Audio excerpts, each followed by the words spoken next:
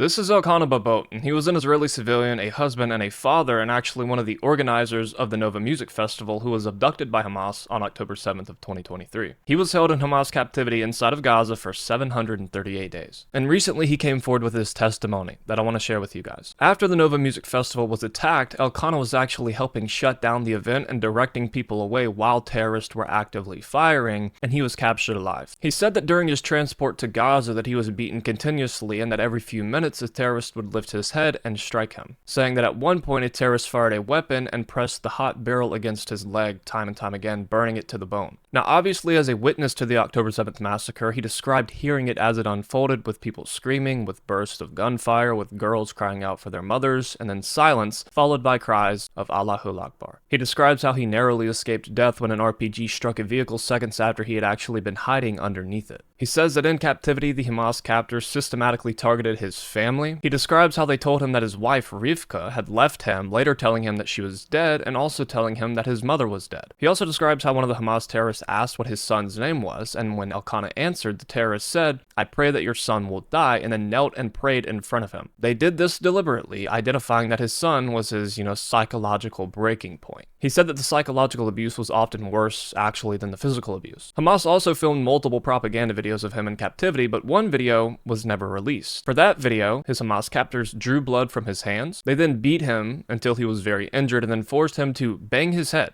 against concrete. While they did this, they tied ropes around his body, deliberately attempting to stage a suicide attempt. Now, as part of this, they shattered his hands so he would appear injured for the camera. He describes the video that Hamas took of him as, again, an alleged suicide attempt for propaganda purposes. He said that when he first arrived in Gaza, a Hamas terrorist saw the tattoo on his back and then pulled out a knife and threatened to carve it off of his skin. He describes how later, after a terrorist's sister was killed in an airstrike, that he was falsely accused of celebrating her death, saying that he was blindfolded and led away believing that he was about to be executed. Now back to propaganda and psychological abuse, he says that Hamas forced him to cry on camera, and when he didn't cry enough, they shoved onions into his eyes to force his tears. He said that him and the other hostages were so starved that they actually ate the onions afterwards. Throughout his testimony, he describes extreme hunger, constant harassment, and humiliation, even when he was in the shower. This has also been a pattern that many other hostages have come forward with in their testimonies. He spent 6 months planning the Nova Festival with his childhood friends, with his twin brothers Osher and Michael Vaknin. They were murdered. He said, "Half of my friends who were like family are no longer here." This is who Hamas is, and to anyone who minimizes these testimonies, who excuses the details of them, or who justifies Hamas's actions, they are not engaging in debate, they are denying documented abuse, and they are denying survivor testimony.